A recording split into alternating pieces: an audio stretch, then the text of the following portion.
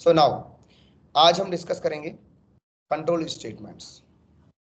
ऐसे स्टेटमेंट जो प्रोग्राम की फ्लो को कंट्रोल करते हैं कंट्रोल स्टेटमेंट कहलाते हैं। एक लाइन में डेफिनेशन मेन पार्ट पर आते हैं।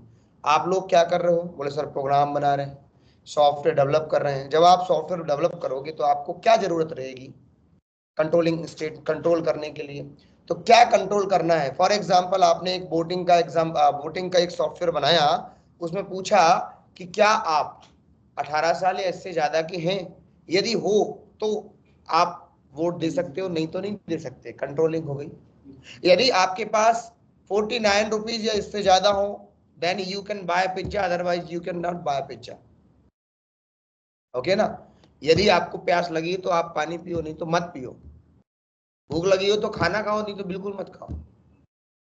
चाय के दीवाने हो तो ही चाय पियो, नहीं तो हाथ नहीं लगाने। कंट्रोलिंग हो रही है। सो बेसिकली आप किस तरीके से एग्जीक्यूशन परफॉर्म करना चाहते हैं, वो सारी चीजें यहाँ पर कंट्रोल स्टेटमेंट के अंदर लिखी जाती हैं। तो कंट्रोल स्टेटमेंट को दो पार्ट में डिवाइड किया गया है। पहला होता है पार्ट जिसे हम कहते हैं कंडीशनल स्टेटमेंट। पहला क्या बोलते हैं? Conditional statement. मैं यहाँ पे आपको लिख भी दे रहा हूँ सारी चीजें। तो मैंने यहाँ पर न्यू मैंने बनाया, sorry for that, just wait a minute. Okay, तो न्यू क्लास बनाई, क्लास में दे दिया मैंने टेस्ट कंडीशन बना हुआ है, कंसी लिख दिया, कोई दिक्कत नहीं। और यहाँ पर पहला मैं पार्ट बता रहा हूँ कंट्रोल स्टेटमेंट का। क्या? Conditional statement. कंडीशनल स्टेटमेंट, और इसी को हम बोलते हैं सिलेक्शन स्टेटमेंट। इसी को क्या बोलते हैं? सिलेक्शन स्टेटमेंट भी इसी को हम कहते हैं। परफेक्ट। तो कंडीशनल या सिलेक्शन स्टेटमेंट। दूसरा होता है, ये अपन ने कमेंट कर दिया ताकि ये गड़बड़ ना करें, ठीक है। ये दूसरा होता है लूपिंग स्टेटमेंट। लूपिंग स्टेटमेंट को ही हम इटरेटिव स्टेटमेंट भी कहते हैं। कौन से स्टेटमेंट बोलते हैं? इटरेटिव स्टेटमेंट भी कहते हैं। सो कंडीशनल स्टेटमेंट या selection statement, second one is looping statement और इटरेटिव स्टेटमेंट, जो बार बार किसी भी स्टेटमेंट को, कोड को रिपीट करते हैं, उसे हम इटरेटिव स्टेटमेंट कहते हैं। अपन डिस्कस करेंगे आगे। अभी अपन आए कंडीशनल स्टेटमेंट का पहला पार्ट, जिसमें हम लोग क्या लिख सकते हैं? इफ। दूसरा एक और होता है इफ एल्स। एक और होता है इफ एल्स, इफ एल्स। इसे अपन लैडर इफ एल्स भी बोलते हैं। क्या बोलते हैं? Ladder if else. एग्जांपल अभी दूंगा तो क्लियर हो जाएगा आपको, है ना? If else, if or else, ऐसा, ठीक है। एक और होता है स्विच केस होता है, स्विच बोलते हैं इसको। लूपिंग स्टेटमेंट में सिर्फ मैं टाइप बता रहा हूँ कि कौन कौन से टाइप के होते हैं। अभी इनको सबको प्रैक्टिकली अपन को करना है, ठीक है। चलिए, तो लूपिंग स्टेटमेंट में 4 टाइप के लूप यहाँ पर अवेलेबल होते हैं। पहला लूप है जिसे हम कहते हैं व्हाइल लूप। कौन सा loop? First one is a while loop, while loop. दूसरा होता है do while loop, do while loop होता है।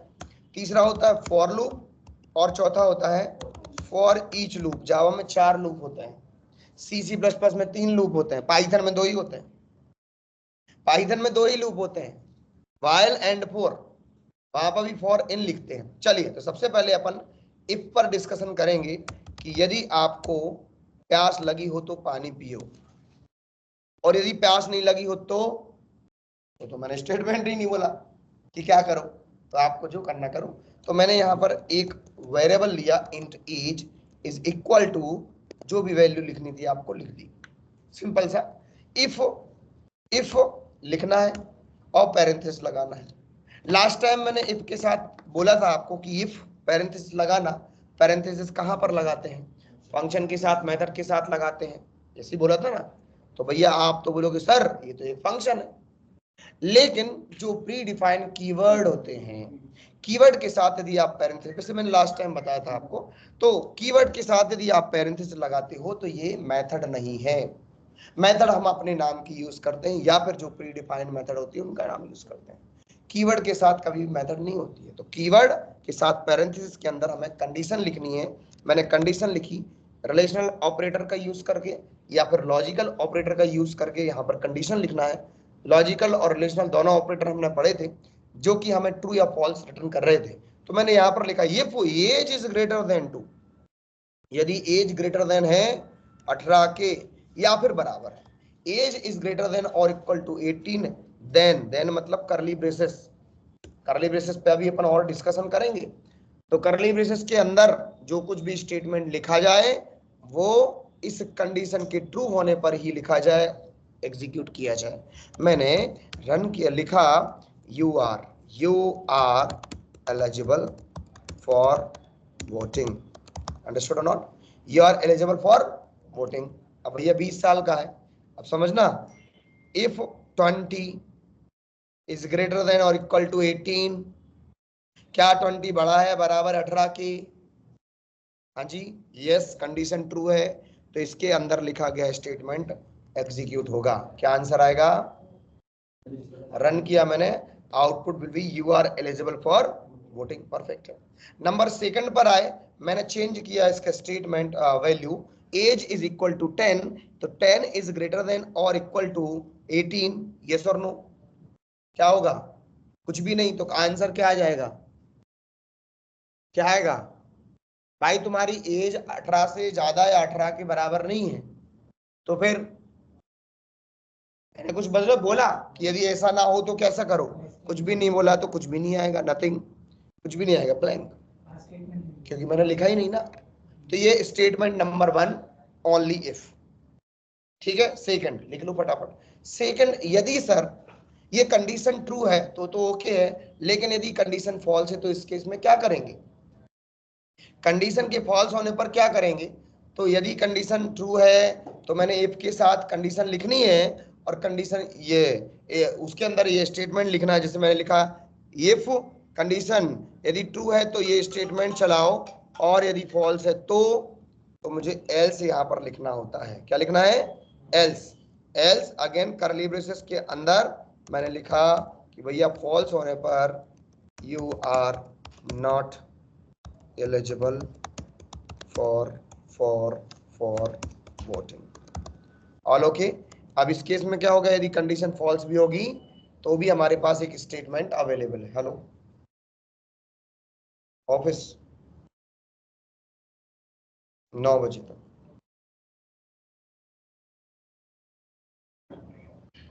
पता नहीं यार।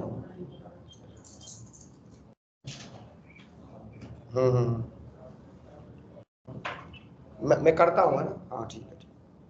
तो you are not eligible for voting, यहां तक बात समझ में आई? तो मैंने रन किया तो भैया 10 बड़ा है या बराबर है 18 के? बोले सर दोनों ही नहीं है, फॉल्स है कंडीशन, तो सीधा कहां पे आएगा? एल्स वाले ब्लॉक में आएगा। इतनी बात क्लियर हुई कि नहीं हुई?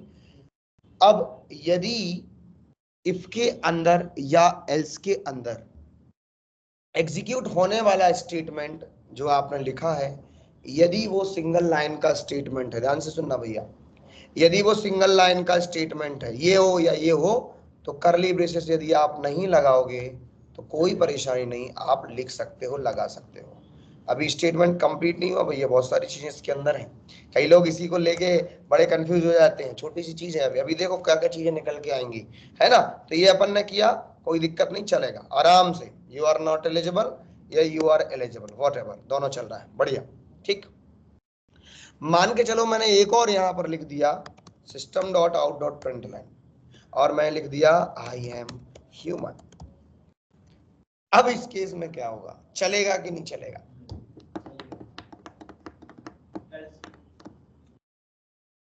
मैंने लिखा है 20 बड़ा है या बराबर 18 के? क्या आंसर आएगा? You are eligible for voting and, बस इतना ही आएगा? नहीं, साथ ही साथ आई एम ह्यूमन भी आएगा। इसका मतलब है ये इसका पार्ट नहीं है, यानी कि यदि आप सुनो सुनो सुनो, मैंने इसको हटा दिया और यहां पर लिखा करली ब्रेसेस नहीं लगाया, और आप इफ के अंदर 2 लाइन, एक से ज्यादा लाइन लिखोगे तो एरर दे देगा वहीं पर। ये दे दी एरर दे दी, रेड कलर की देख लो भैया, एक्लिप्स दे रहा है आपको एरर। यानी कि आपको करली ब्रेसेस लगाना ही पड़ेगा यदि एक से ज्यादा लाइन का कोड है तो। इतनी बात समझ में आई? और यदि एक से ज्यादा लाइन का कोड नहीं है और आप करली ब्रेसेस नहीं लगा रहे हो तो चल जाएगा, लेकिन एक से ज्यादा लाइन का कोड है और आपने यहाँ पर करली ब्रेसेस नहीं लगाया तो नहीं चलेगा। बोले सर एल्स में, तो भैया एल्स में कहानी अलग हो जाएगी। क्या कहानी हो जाएगी? यदि करली ब्रेसेस लगाया है तो जहां से लेके जहां तक लगाया है वहां तक पूरा चलेगा।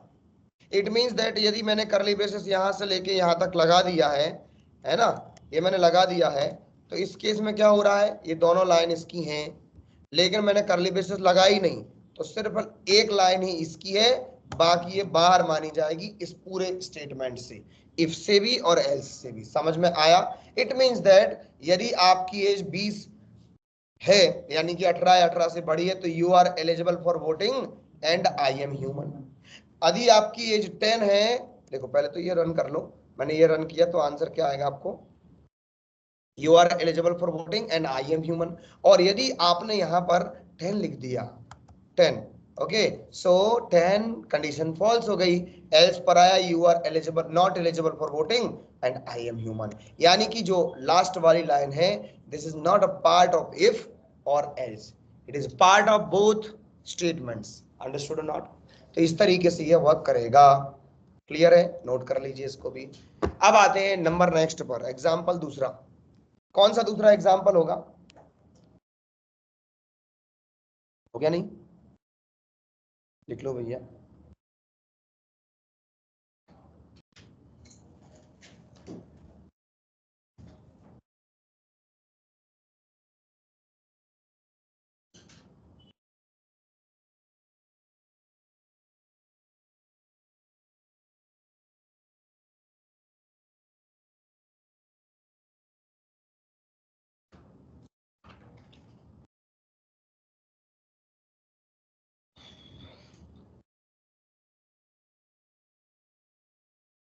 बढ़े आगे, चलिए नेक्स्ट पर आते हैं।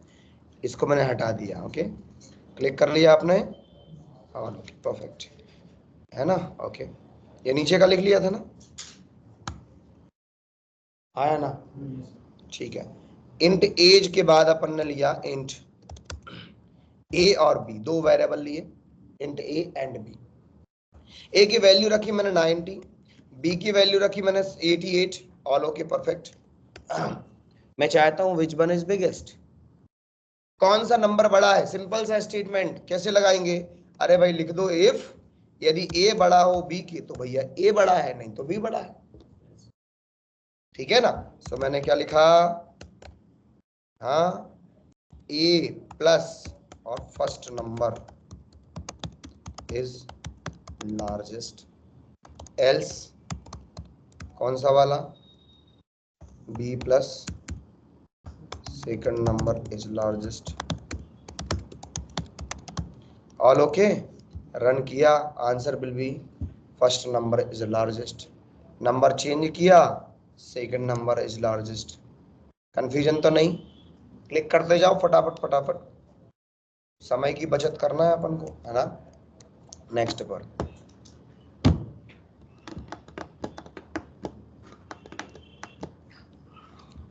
अभी काफी सारे अपन को और भी एग्जांपल्स लेना है, एक आध दिन कहानी के थ्रू बहुत सारी चीजें सुनाएंगे अपन, समझेंगे। हाँ ठीक है, ऑल ओके। नेक्स्ट, आगे बढ़े, अगला, ओके ना? अच्छा, नंबर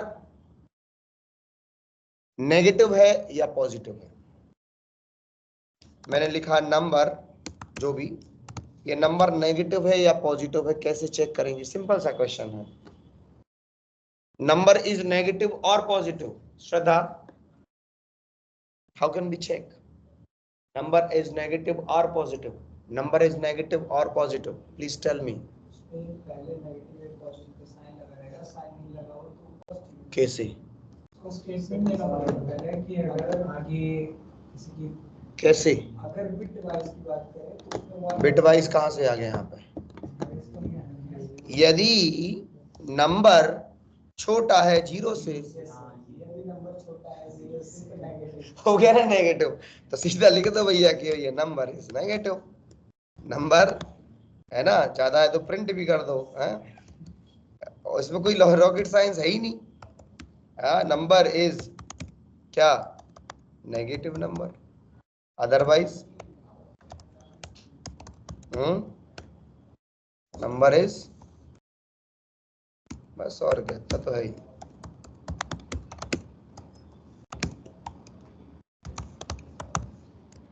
ठीक है, परफेक्ट, रन किया मैंने। अभी आप देखोगे आंसर 89 नंबर इज पॉजिटिव। ठीक है, ये कोई वो नहीं लगा, नहीं तो आप सोचो नेगेटिव का साइन है, हटा ही दो इसको। चलो, कंफ्यूजन वाली स्थिति नहीं पे। चलो माइनस कर दिया मैंने, अभी लो ये लो नेगेटिव। क्लियर है? ओके ना, बढ़ते हैं आगे की ओर। अच्छा ये बताओ अभी कितनी कंडीशंस यहाँ पर है Arjun? How many conditions are there? कितनी कंडीशन यहाँ पर अवेलेबल है? एक है। Akash Kumar ji, how many conditions are there? 1 2 3 4, कितनी कंडीशंस हैं?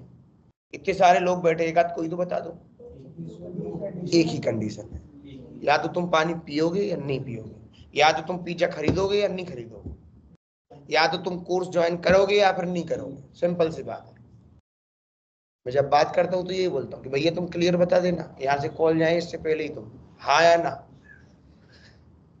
ठीक है ना? तो यदि नंबर या तो नंबर छोटा है या फिर नहीं, सिंपल।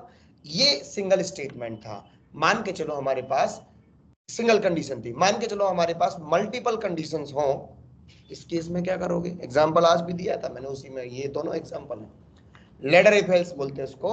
तो जब मल्टीपल कंडीशंस हो, जैसे यदि आपके परसेंटेज 90 या इससे ऊपर हो, एक कंडीशन, अब भैया उससे कम की बात करूं इतने थोड़ी है। ठीक है, 60 या उससे ऊपर हो तो फर्स्ट डिवीजन, 90 से ऊपर हो तो मेरिट लिस्ट बोल दो, 45 ऊपर हो सेकंड डिवीजन दे दो। थोड़ा अपन एमपी बोर्ड को लेके चले, है ना? फिर इसके बाद 33 या इससे ऊपर है तो पास हो जाओगे, अच्छा थर्ड डिवीजन हो जाओगे, है ना? और कुछ नहीं है तो भैया फेल तो हुई। तो ये अपना स्टेटमेंट अपन को लिखना है। सो मैंने यहाँ पर बना दिया, फ्लोट बना दिया या डबल बना दिया, जो भी है, फ्लोट दे दिया, नाम दे दिया परसेंटेज, इक्वल टू वैल्यू रखी मैंने this one F, all okay perfect. और यहां पर दिया if percentage is greater than और इक्वल टू 90, तो एक ही लाइन का लिखना है तो ऐसा, नहीं तो फिर अलग से भी लिख सकते हो, मल्टीपल लाइन हो तो करली ब्रेसेस। तो क्या, congratulation, many congratulations, many congratulations. ठीक है, you are eligible for, sorry for that, you are in merit list. All okay? Yes or no? Else if percentage is greater than or equal to 65, curly braces, क्या लिखोगे? Many से थोड़े कम many पे आ जाओगे, है ना? तो कॉन्ग्रेचुलेशंस, और क्या लिख दोगे? यू आर पास्ड, पूरा ओनली पास्ड नहीं लिखना कि यू आर पास्ड इन, नहीं समझे? यू आर पास्ड का मतलब क्या हुआ? फिर अपन एलसिप पे आ गए। चलो अगला, percentage is greater than equal to 45, ये 65 नहीं भैया 60 लिखना था यहाँ पे, है ना? करली ब्रेसेस पेस्ट किया मैंने, और कॉन्ग्रेचुलेशन हटा दो, अब सेकंड डिवीजन में मिलती है कोई? You are in, you are passed, you are passed, अरे भाई मेरे, इन व्हाट? चलो भाई स्पेलिंग स्पेलिंग सही देख लेना, वैसे तो सही है, सेकंड डिवीजन। ओके, आगे बढ़ा मैं, सॉरी फॉर दैट। फिर एलसिप लगाया, जितने एलसिप लगाना लगाते जाओ, कोई दिक्कत नहीं। इसका क्या सिस्टम है अभी अपन डिस्कस करेंगे। इक्वल टू 33,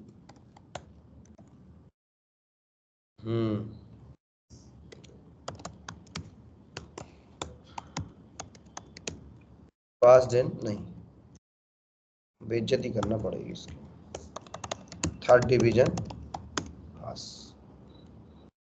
ठीक है, ओके। बाकी सारे बच्चे कहाँ पे चले जाएंगे? तुम लोग मानते नहीं हो लिखने के लिए, अभी बहुत सारे चेंजेस होने, लिख लो, मेरे को कोई दिक्कत नहीं, पूरा चेंज ही करना पड़ेगा। अरे शुरू का ही चेंज भी गड़बड़ हो जाएगा, तुम देखो तो सही। तो थर्ड डिवीजन, और फिर मैंने बोल दिया फील्ड, हमें भी खेद है। इतना क्लियर है? तो गलत होने वाला है अभी 2 मिनट में, देखना अभी। यहां तक बात क्लियर हुई? अब देखो पहले नंबर बता रहा हूँ, एक्सप्लेन, लेट मी एक्सप्लेन।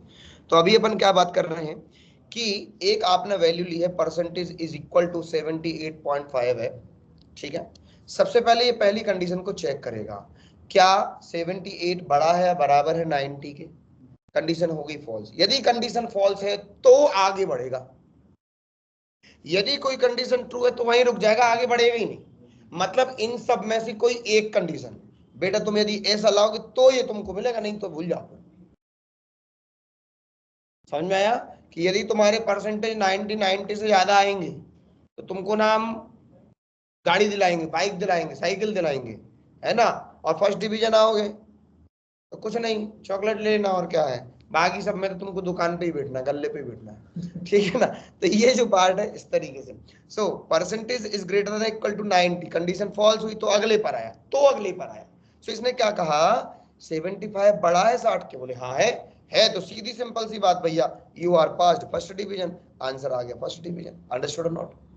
हाँ है ना, फर्स्ट डिवीजन हो गया। ओके, अब यहाँ पर वैल्यू चेंज की मैंने, 28 कर दिया सीधा। पहली कंडीशन 28 बड़ा है 90 से, नहीं है।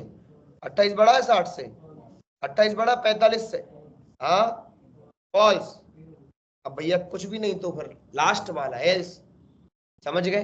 तो जब ये सारे कंडीशन फॉल्स हो जाएंगे तो लास्ट में जो भी बचाएगा वो वाले को एग्जीक्यूट करेगा, इसलिए अपन ने एल्स लगाया। आया समझ? ठीक है, हाँ ठीक है। तो लेड रेफेल्स कहलाता। और अपन ने लिख दिया यहाँ पे 92.5। क्या आंसर आएगा? हाँ मेरिट लिस्ट में आएगा ना? हाँ आ गया मेरिट लिस्ट में। अब मान के चलो, अभी आया 102, 105, 105.5, 105.5 F। What will be the output of this? बताओ भाई क्या आएगा? क्या आएगा? 105% है उसके। बताओ भाई प्राची, फर्स्ट जाएगा, फर्स्ट डिवीजन आएगा, मेरिट लिस्ट आएगा। क्यों आएगा मेरिट लिस्ट? क्यों बोलो? अर्जुन सही बोल रहे हैं कि झूठ बोल रहे हैं? क्या आएगा? एरर? तो क्या आएगा फिर? खाली? क्यों आएगा खाली?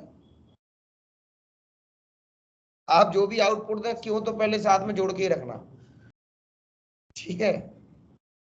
क्योंकि 105 बड़ा है 90 से, इसलिए खाली आएगा क्या? तो कंडीशन तो ट्रू हो गई ना। 105 बड़ा है कि नहीं? ये तो तुमको पता है कि 100 से ऊपर परसेंटेज ही नहीं होते, उसको थोड़े पता है। उसको तो तुम 2000 बोल दो तो बोलेगा हाँ मैं तो मेरिट लिस्ट में आया, ठीक है ना। तो 105, 105 इज ग्रेटर देन और equal to 90, yes. So answer will be many congratulation. लेकिन ये तो हमारे हिसाब से गलत है। मैनी कॉन्ग्रेचुलेशन तो आ गया, मेरिट लिस्ट भी आ गया, लेकिन 105% हम देते ही नहीं है, 100 से ज्यादा ऊपर ही नहीं होते। तो अपन को एक कंडीशन और डालनी पड़ेगी, इसलिए बोल रहा था लिखो नहीं। If percentage is greater then 200, 100% हो सकते किसी के? नहीं हो सकते? हो सकते बिल्कुल। मेरे 100 नंबर आए थे मैथमेटिक्स में, हल्के में ले रहे हो तुम। तो ये मैंने क्या किया, करली बेसिस लगाया। तो यदि परसेंटेज 100 से ज्यादा है तो अपन बोल देंगे कि भैया ये इनवैलिड परसेंटेज है, ठीक है, इनवैलिड परसेंटेज। और जो भी मैसेज देना आप दे दो। और इसको अपन ने काय में रख दिया, एलसीएफ में रख दिया। समझ में आया? यानी कि पहली कंडीशन ये वाली चेक होगी, इसके बाद वो दूसरी कंडीशन पे जाएगा, ठीक है। अर्जुन समझ में आया अभी? तो अपन ने रन किया और आउटपुट ये देख सकते हैं, इनवैलिड परसेंटेज। बाकी एज इट इज चलेगा, नहीं तो बोलो सर ये सच कुछ चेंजेस तो नहीं आएगा। हाँ बढ़िया चल रहा है, कोई दिक्कत नहीं, ठीक है। लिख लो इसको, नोट कर लो। अगला एक और क्वेश्चन, डन। इसमें कोई कंफ्यूजन तो नहीं? तो मल्टीपल में से कोई एक सिलेक्शन ही होता है और ऑटोमेटिक वहीं पर स्टॉप हो जाता है कि भैया आप कंप्लीट हो गया, मैं मुझे सेटिस्फेक्शन पहले ही मिल गया, खेल खत्म।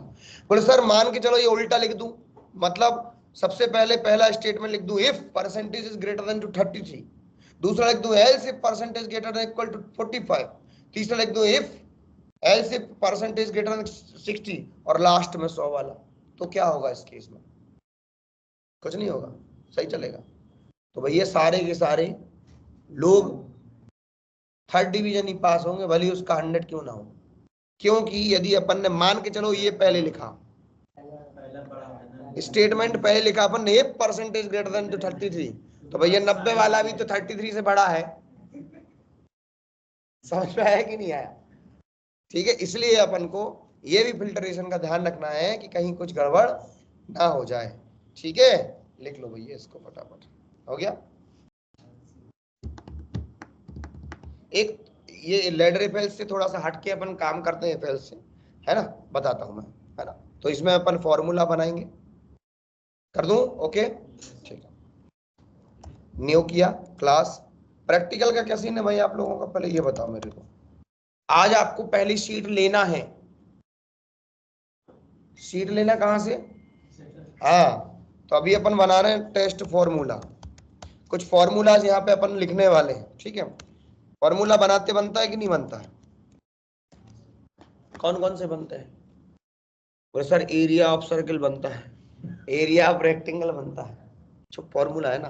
तो चलो एरिया ऑफ रेक्टेंगल का बनाते हैं अपन। सबसे पहले फ्लोट लिया मैंने, फ्लोट डबल जो भी लेना है, एक ले लिया अपन ने लेंथ और एक ले लिया विड्थ। बोले सर इतने इतने से, अरे अभी आते हैं अपन, शुरू तो होने दो। तीसरा एरिया जिसमें अपन स्टोर करेंगे। लेंथ की वैल्यू अपन ने ली, कितनी ले ली? फॉर एग्जांपल लेंथ है अपनी 50 फीट की, ठीक है, 50.2 दे दिया, अब 50 ही रहने दो, कोई दिक्कत नहीं, ठीक है चलेगा। और विड्थ दे दी है अपन ने 15.5 की, ठीक है, यहाँ पे एफ लगाना पड़ेगा। इतना क्लियर है? यस और no? Area is equal to length into breadth, length into width या ब्रेड्थ जो भी आपने लिया हो, और फाइनली आंसर अपन दे देंगे, ठीक है, एरिया ऑफ रेक्टेंगल बराबर प्लस एरिया। ठीक है, रन किया, 750 से ऊपर आ जाएगा, ये आ गया 775। ठीक है, क्लियर है कि नहीं? परफेक्ट। ये पहला फॉर्मूला बनाया अपन। सिंपल इंटरेस्ट निकालना है, बनता है ना सबसे। कैसे निकाल, क्लिक करते जाओ फटाफट फटाफट। सिंपल इंटरेस्ट कैसे निकलेगा भाई?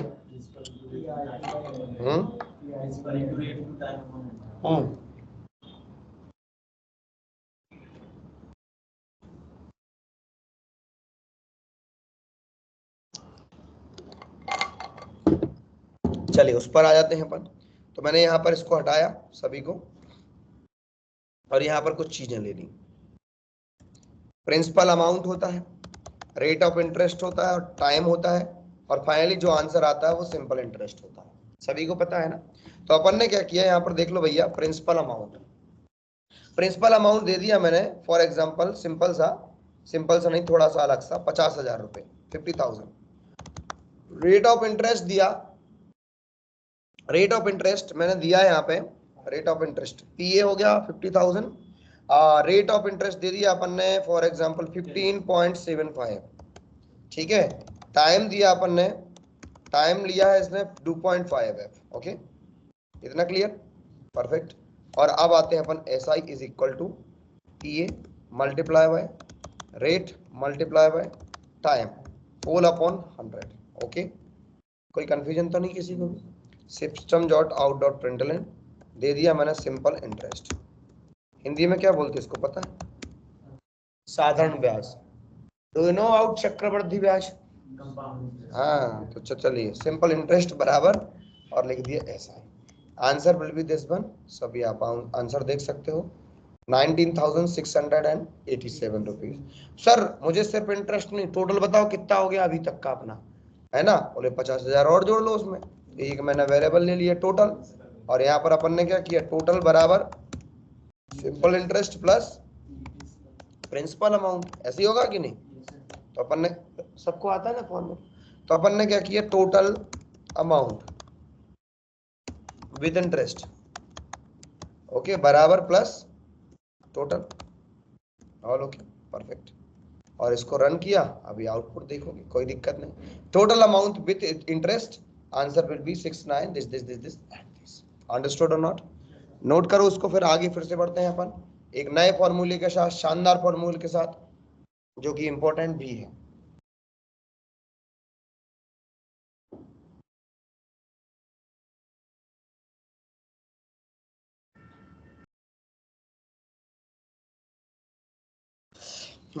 All okay, perfect. चलिए अभी आप देखें ध्यान से, ये सबको हटा दिया मैंने। यहाँ पर अपन ने डबल टाइप का लिया, डबल नहीं, पहले अपन ने लिया है स्ट्रिंग नेम। ध्यान से देखो भैया, string name is equal to Swarn, पूरा नाम बोलना, Swarn Singh. All okay, perfect. ठीक, सेकंड पर आया मैंने पूछा तुम्हारी एज क्या है? 20 के हो तुम? 25 के हो? कामेश बता रहा।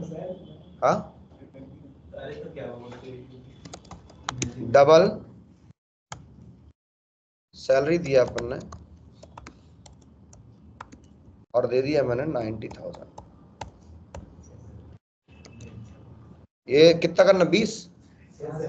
हाँ, यदि 20 करूंगा तो फिर यहाँ पे फिर मैं 10,000 ही करूंगा। ठीक है, तो मैंने double salary is equal to 90। और अभी आप ध्यान से देखना मैं क्या बोल रहा हूँ। इन्होंने कहा कि डबल सैलरी ये है, और HRA मैंने दिया, HRA यानी कि ह्यूमन रिसोर्स अलाउंस, है ना, और भी चीजें बोल सकते हैं। सो इसको मैंने परसेंटेज में लिया कि भैया 7.5% आपको जो भी आपकी सैलरी उस पर HRA भी देंगे अपन। ठीक है भाई, DA भी देंगे, डिओशनल अलाउंस, महंगाई भत्ता भी बोलते हैं इसको। तो मैंने यहाँ पर DA दिया फॉर एग्जाम्पल 5.5, ठीक है, 5.5% या फिर 8.5% दे दिया। ठीक है, बोले इंसेंटिव भी अलग से देंगे, HRA और इंसेंटिव अलग अलग दे दिया, कोई दिक्कत नहीं। कितने परसेंट? बोले 12%, 12.5% दे देंगे हम आपको, 12.25% इंसेंटिव भी मिलेगा, करो कितना काम करते हो। ठीक है, और बोले PF कटवाना, बोले हाँ कटवाना, तो 10.5% PF कटता है। इतनी बात समझ में आई कि नहीं आई? यस और नो? अब देखना, सैलरी तो आपकी जो है, लेकिन HRA अभी किस फॉर्म में है? 7.5 है। अब 7.5% है, यानी कि 10,000 का 750 रुपए बना, और तो 90,000 का कितना बनेगा? 6,500 से 7,000 के बीच में बनेगा। ठीक है, हाँ, लगा लेना वो। ठीक है, अभी अपन ने क्या करा, लिख दिया HRA बराबर, निकालेंगे कैसे? जो HRA है उसको मल्टीप्लाई करो सैलरी के साथ, जो भी आंसर है उसको 100 से डिवाइड कर दो। भाई किसी की 10,000 रुपए सैलरी है, यदि 10,000 सैलरी है, ठीक है, तो 10,000 सैलरी में आप मल्टीप्लाई करो 7.5 का, डिवाइड कर दो 100 का, तो भैया ये 2 जीरो यहाँ से उड़ गए, तो यहाँ से 2 जीरो उड़ गए, आ गया 750। यस और नो? देख लो, 750 नहीं आया? कंफ्यूजन है क्या? 750 ही आएगा भैया, कर लेना तुम तो।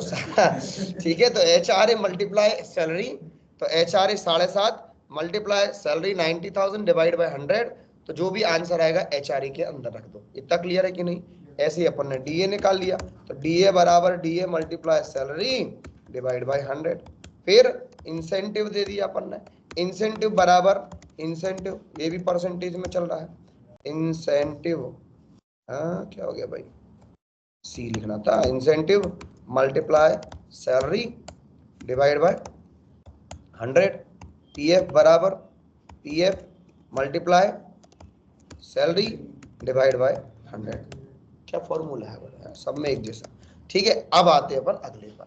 तो सबसे पहले हाँ, टोटल और कर दें अपन यहाँ पर। तो टोटल नाम का एक और वेरिएबल मैंने बना दिया, यहीं पे बना दो, कोई दिक्कत नहीं है। टोटल कोई दिक्कत नहीं, कहीं पर भी बना सकते हो टोटल। ओके, टोटल बराबर क्या करना है आप? Salary plus plus plus incentive, और फिर माइनस PF। इतनी बात क्लियर है? अब क्या करना है अपन को? Next system dot out dot println. सबसे पहले तो एम्प्लॉय डिटेल्स, थोड़ा डिजाइन बना के अपन कर लेते हैं। बहुत शानदार, क्या बात है, ये अपन ने लिख दिया। ओके ठीक है, अगली लाइन में आ गया मैं सीधे, और सॉरी फॉर दैट। और यहाँ पर दिया अपन ने एम्प्लॉय डिटेल्स, और एम्प्लॉय नेम या फिर नेम दे दो, कोई दिक्कत नहीं है, नेम प्लस दूसरा लिया अपन ने, नेम के बाद ले लिया एज,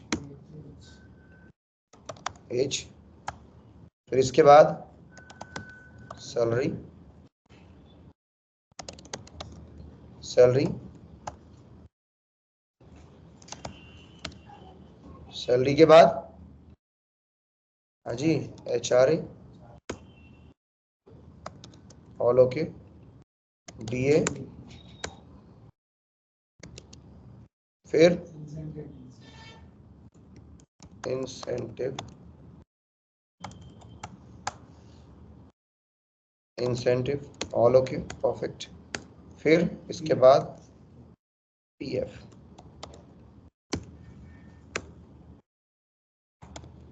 ओके ना। इसके बाद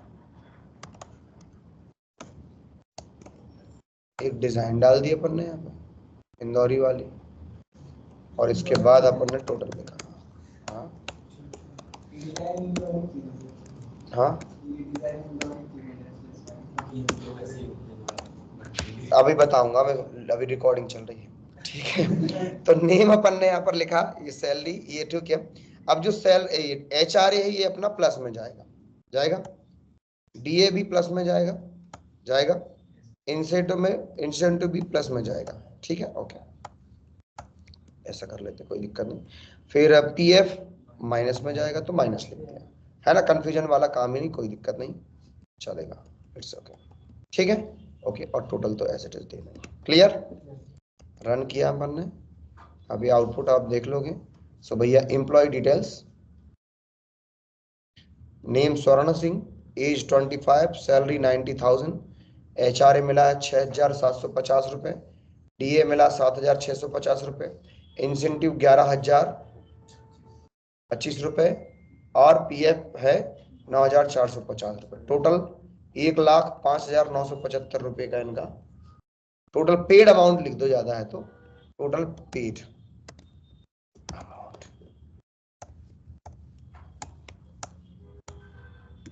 ठीक है, चलेगा, कोई दिक्कत नहीं, अंडरस्टूड। क्लिक कर लो भैया इसको। आई होप कि सारी चीजें आपको ऑल ओके होंगी, परफेक्ट होंगी, कोई कंफ्यूजन वाला पार्ट नहीं होगा किसी प्रकार से। अब अपना अगला पार्ट रहेगा इसी में, इफ एल्स वाले में। अच्छा, अब आपको एक और चीज बता दूं, सुन लो पहले। अब आपको इफ एल्स का यूज करके सुन लीजिए, यदि सैलरी 50,000 से कम है, salary is lesser to 50K, then आपको जो कुछ भी यहां पर दिख रहा है, HRA, DA, incentive, HRA, DA, incentive, है ना, इन सब की जो रेंज है 50,000 से लेस देन है, तो इन सब की रेंज +2% बढ़ा देना है। बात समझ में आई कि नहीं आई? यदि सैलरी नहीं बढ़ा नहीं देना, कम कर देना है, माइनस करो, ठीक है, उसकी कैपेसिटी कम होगी और क्या। यदि सैलरी लेस देन है 25,000 से, ठीक है, तो HRA 0 मिलेगा, इंसेंटिव -3% होगा, ठीक है, और क्या है, DA वगैरह भी 0% मिलेगा, कुछ भी नहीं मिलेगा, अंडरस्टूड नॉट। और यदि सैलरी 1 लाख प्लस है, यदि ग्रेटर देन है सैलरी 1 लाख के ऊपर, तो HRA, DA क्या होगा, 0 मिलेगा, ठीक है, इंसेंटिव +2% मिलेगा, और जितना है बस, ऑल ओके। ये मैंने कंडीशंस दी हैं कुछ, ये आपको बना के लाना है, दिस इज योर टास्क।